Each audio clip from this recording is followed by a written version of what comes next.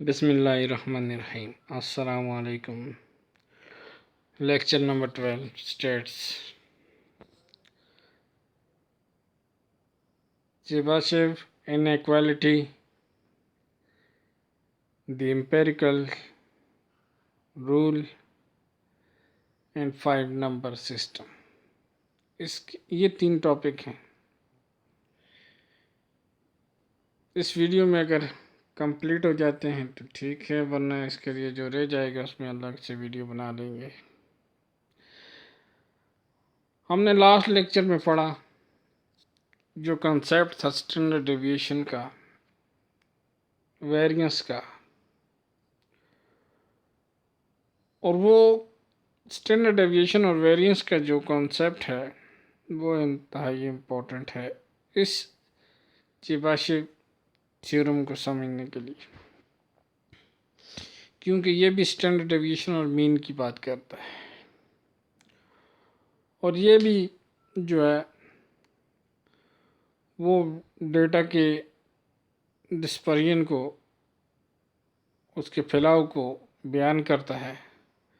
लेकिन टर्मिनोलॉजी थोड़ी सी इस पर चेंज है कि ये परसेंटेज के अंदर उस डेटा के फैलाव को बयान करता है, उसके प्रोपोर्शन के अंदर डेटा के प्रोपोर्शन बना के उसके अंदर ये बयान करता है।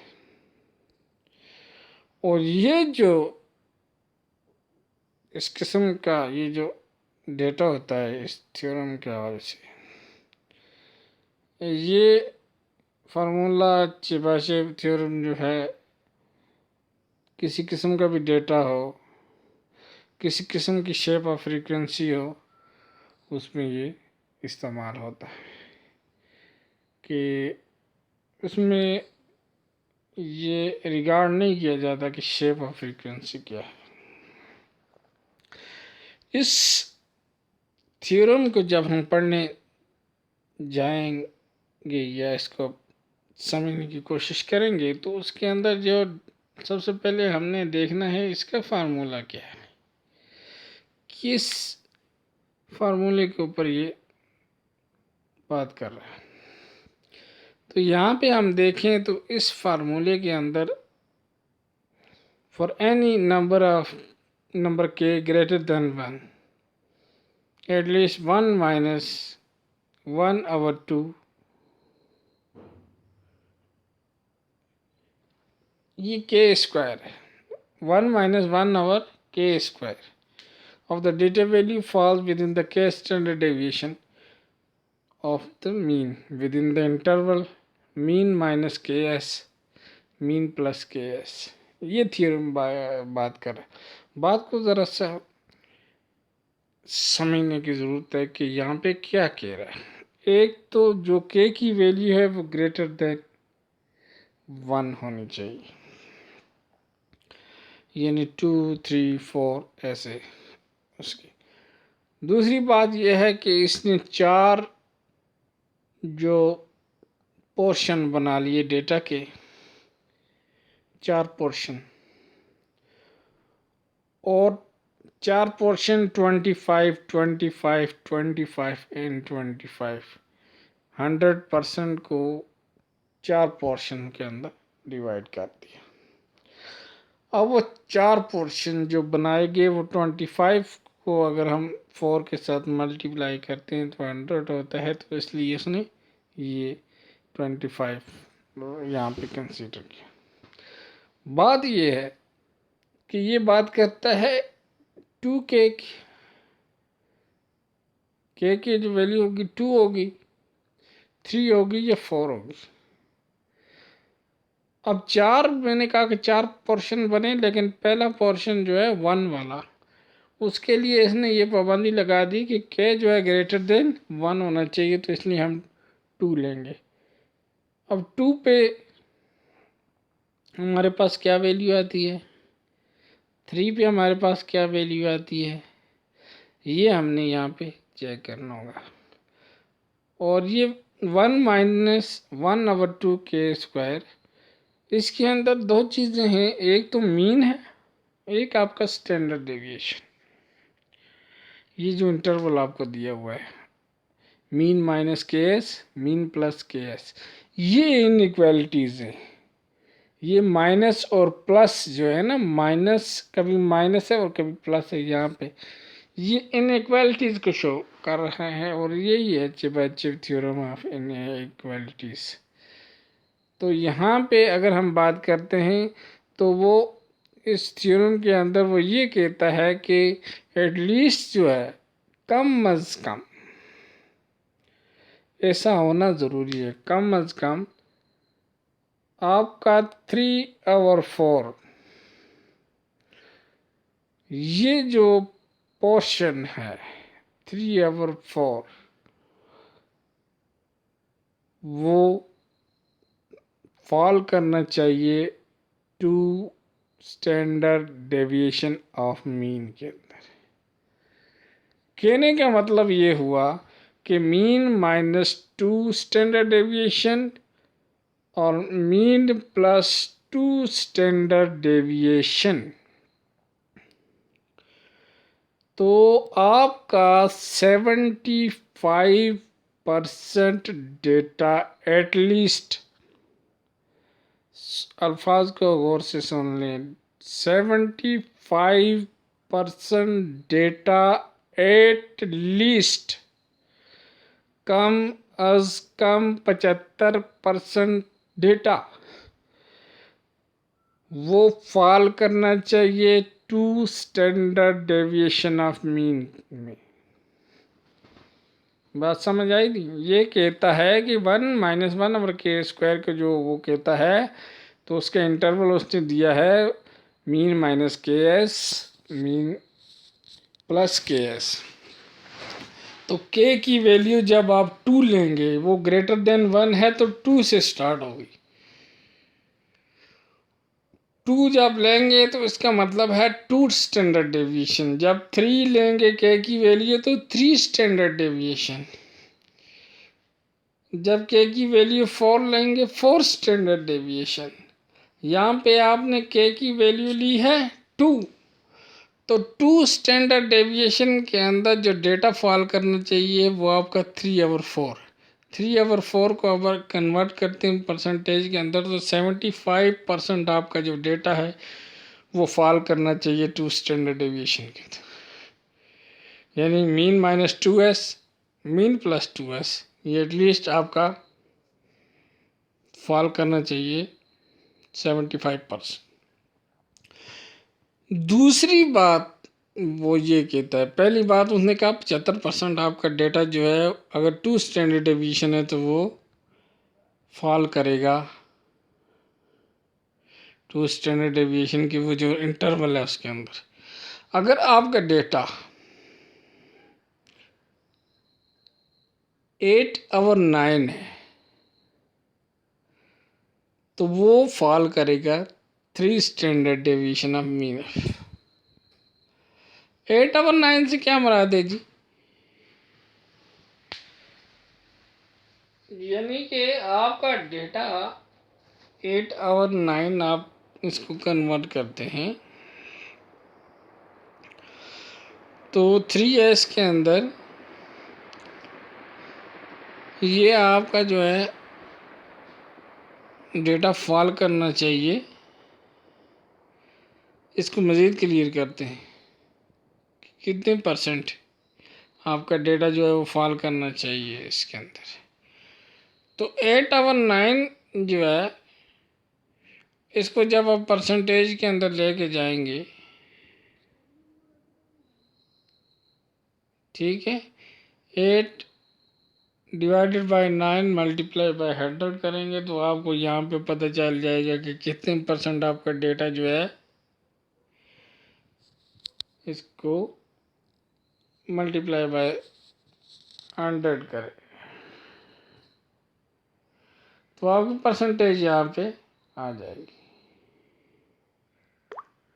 उसके बाद because of the fact Chebyshev theorem required the k to be greater than 1 and therefore no useful information is provided by this theorem on the fraction of the measurement that falls 1 standard deviation of the interval 1 mean minus S, mean plus S, mean minus standard deviation, mean plus standard deviation. अब ये कहता है कि आपका के greater than 1 हो तो उसमें के जब 1 जो है वो इग्नोर कर दिया गया और उसके हवाले से फिर वो ये थ्योरम जो है वो फैक्ट्स जो है वो बयान नहीं कर रहा। तो इसके हवाले से क्या करना है जी? Next let us consider the empirical rule mention above. This is a rule of thumb that applies to data sets with frequency distribution that are mound shape or symmetric as follows। इस तरह का जो symmetric data जो है वो जो data है empirical rule उसके ऊपर अप्लाई होता है। तो वो बात ये हुई थी ऊपर उसने जब थ्योरम बयान किया तो वो के की वैल्यू 1 को इग्नोर करता है, 2 और 3 को कंसीडर करता है, 1 को कंसीडर नहीं करता। तो 1 वाला डेटा कहाँ गया? ये एक यहाँ पे था कि इंफॉर्मेशन जो है वो वहाँ पे उस इंटरवल के अंदर जो 1 से इंटरवल आ रहा था उसकी इंफॉर्मेशन कहाँ किस ज़ुमरे में आएगी? तो फिर एम्पिरिकल रूल्स उसके ऊपर ये कह रहा है, देखें आपका डेटा क्या है। चेबाचेव ने आपका एक थ्योरम दिया जिसके उसने कहा कि 1 माइनस 1 और के स्क्वायर, उसके अंदर उसने इंटरवल दिया कि मीन माइनस 2s और मीन प्लस 2s या 3s के साथ 3 स्टैंडर्ड डेविएशन और 2 स्टैंडर्ड डेविएशन को दिया उसने और 1 स्टैंडर्ड डेविएशन को उसने इग्नोर किया। अब 1 स्टैंडर्ड डेविएशन के अंदर मेरे भाई कोई ना कोई तो डेटा था ना, वो किस ज़ुमरे में आएगा? वो किधर गया? अब डेटा की मेजरमेंट्स प्रॉपर नहीं आ रही तो उसके ऊपर एम्पेरिकल फार्मूला या रूल जो है वो इस्तेमाल हुआ। अब ये जो है वो रूल ये बताता है कि 1 स्टैंडर्ड डेविएशन जब होगा तो आपका 68% जो आपका डेटा है जो डिस्पर्स होगा वो इंटरवल 1 स्टैंडर्ड डेविएशन के इंटरवल में। 1 स्टैंडर्ड डेविएशन का इंटरवल है mean minus standard deviation, mean plus standard deviation. Mean minus standard deviation जो ऊपर इग्नोर कर दिया गया था और मीन प्लस स्टैंडर्ड डेविएशन। अब दूसरा, और इसमें कितना होगा एम्पेरिकल रूल में? ये आपको एमसीक्यूज में आपसे यहाँ से पूछा जाता है डेटा, तो ये याद रखेंगे 68% 1 स्टैंडर्ड डेविएशन में एम्पेरिकल फार्मूला के अंदर तो आता है, लेकिन 1 स्टैंडर्ड डेविएशन जो चेबाशेव का थ्योरम है उसके अंदर इग्नोर कर दिया गया है। तो 68% डेटा आपका यहाँ पे आता है। 95% डेटा जो है वो आपका 2 स्टैंडर्ड डेविएशन ऑफ मीन के जो है वो जो इंटरवल है उसके अंदर आता है और 100% डेटा जो है वो आपके 3 स्टैंडर्ड डेविएशन ऑफ मीन का जो इंटरवल है ये वाला, इसके अंदर 100% डेटा आता है। अब एम्पेरिकल फार्मूले का हमें क्या फ़ायदा हुआ? ये फ़ायदा हुआ कि वैल्यू जो के से ग्रेट के इज इक्वल टू 1 है वो जो ऊपर इग्नोर कर दी गई थी वो अब एम्पेरिकल फार्मूले ने हमें बता दी। तो क्वेश्चन किस तरीके से हल होगा? सबसे पहले आपने मीन मालूम करनी है। मैंने आपको पहले भी कहा कि स्टैंडर्ड डेविएशन है, आपका स्टैंडर्ड डेविएशन है, तो सबसे पहले आपने मीन मालूम करनी है। मीन के बाद आपने स्टैंडर्ड डेविएशन मालूम करना है। आपको फार्मूले के उस जो इंटरवल है उसके अंदर यही 2 चीज़ें चाहिए, एक मीन चाहिए और उससे जो फासला है स्टैंडर्ड डेविएशन का मीन माइनस एस मतलब स्टैंडर्ड डेविएशन है, तो मीन में से स्टैंडर्ड डेविएशन को माइनस कर रहे हैं। डेविएशन कितना डेटा डिस्पर हुआ है, कितना फैला हुआ है, वो डेटा माइनस कर रहे हैं। ठीक है, तो यहाँ पे ये हो रहा है। अब ये जो है ना, मीन मालूम करना है और आपने स्टैंडर्ड डेविएशन मालूम करना है, और उसकी वैल्यू इस फार्मूले में इस रेंज के अंदर पुट कर देनी है, जैसे यहाँ पे ऊपर दी हुई है। वैल्यू पुट करने पर के बाद हमारे पास वैल्यू आई है x mean minus standard deviation की वैल्यू 6.51 और प्लस स्टैंडर्ड डेविएशन की 10.47, ये वैल्यू आई है। ये इसी तरीके से आपने इंटरवल में पुट करनी है, कोई इतना उसमें वो बड़ी कोई इशू इसमें नहीं है। तो होप कि आपको अब चेबाचे थ्योरम की भी समझ आ गई है, और मैंने आपको बताया कि उसमें आपका कितना डेटा है, यानी कि 3.4 3/4 जो है वो आपका 2 स्टैंडर्ड डेविएशन में वहाँ पे आएगा, और 8/9 जो है आपका 3 स्टैंडर्ड डेविएशन में चेबाचे की थ्योरम में आता है। ये आप देख सकते हैं, ये डेटा कितना 75%, 89% और 96% ये डेटा दिया हुआ है। तो कोई इतना नहीं है, फार्मूला है, फार्मूला लिखना है के की वैल्यू के लिए, और उसके बाद उस वहाँ से अब के की वैल्यू 2 है तो आपके पास क्या आएगा, ये देखिए। अगर के की वैल्यू 2 है, चेबाचे में 2 से शुरू होती है, तो 1 माइनस 1/2 स्क्वायर, 2 स्क्वायर मतलब 4 हो गया, तो 1 माइनस 1/4 मतलब इसमें से 3/4 आएगा। 3/4 ये जब माइनस करेंगे 3/4 आएगा, 75%। अब जब आप अब इसको 3 लेंगे तो अब आएगा कि 1 माइनस 1/3 स्क्वायर। 3 स्क्वायर क्या हो जाता है जी,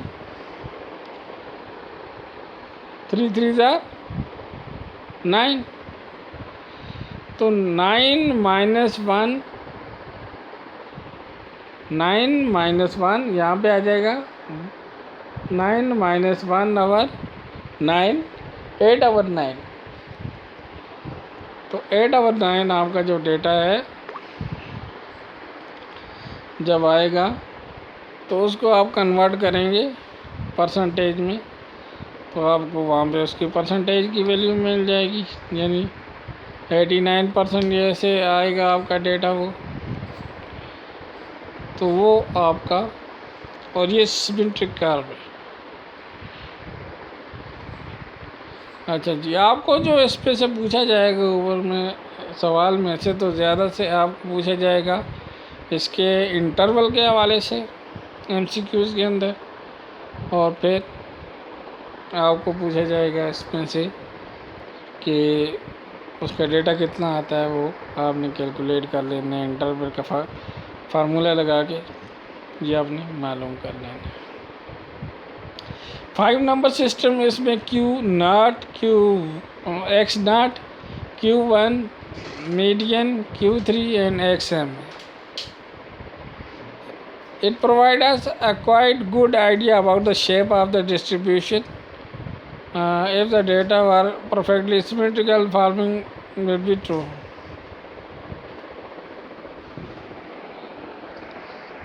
Distance from Q1 to median would be equal to distance from median to Q3. ये देखें, ये आपकी सिमेट्रिक कर्व है, ये Q1 और Q3। तो ये जो Q1 से मीडियन है उसका फासला, और मीडियन से Q3 का फासला जो है वो आपस में बराबर हैं, ये वाले। ये यहाँ से यहाँ तक का जो फासला है और यहाँ से यहाँ तक का जो है, ये जो फासला आपस में बराबर है। ठीक है जी, Q0 से Q1 और Q3 से QM, ये फासला आपस में बराबर है। ये देखें, Q0, Q1, Q3 और XM, ये जो फासला है और ये जो फासला है ये आपस में बराबर है। और तीसरी बात क्या कहता है, median, mid quartile and mid range would be equal. ये जो मीडियन है या मिड क्वार्टाइल है या मिड रेंज है ये आपस में इक्वल होंगे 5 नंबर सिस्टम के अंदर। तो ये देखें, ये x0 Q1 यहाँ पे आपका जो आ गया मीडियन और यहाँ पे Q3 और XM। अब राइट स्क्यू डिस्ट्रीब्यूशन कौन सा होगा, जिसमें मीडियन जो है मिड क्वार्टाइल रेंज से या मिड रेंज से मीडियन छोटा होगा, तो वो जो इसकी जो शेप होगी वो थोड़ी सी जो है वो स्क्यूड होगी राइट की तरफ। थोड़ा सा ये लंबी सी आ रही है, ये देखिए ये लंबी सी यूँ ऐसे ये स्क्यूड हो रही है पब्लिश। और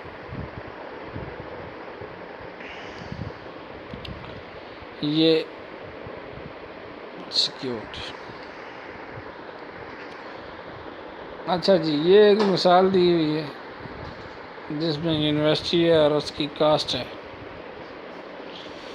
तो 5 नंबर सिस्टम के अंदर आपके पास क्या क्या चीज़ें, ये आपने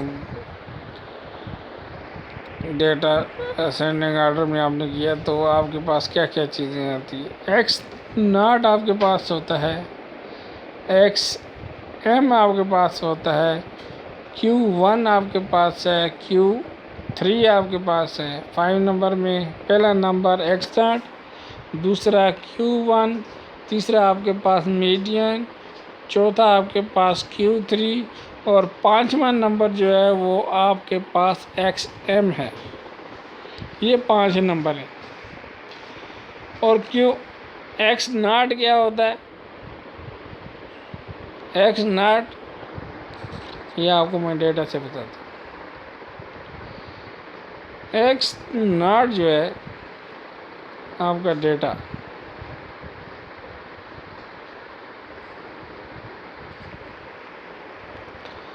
ये देखेंगे,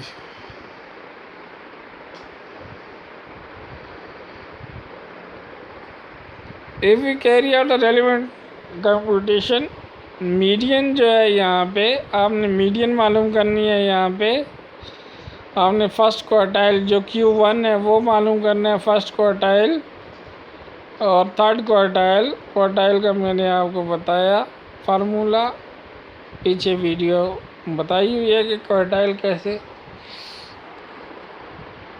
आप मालूम करेंगे।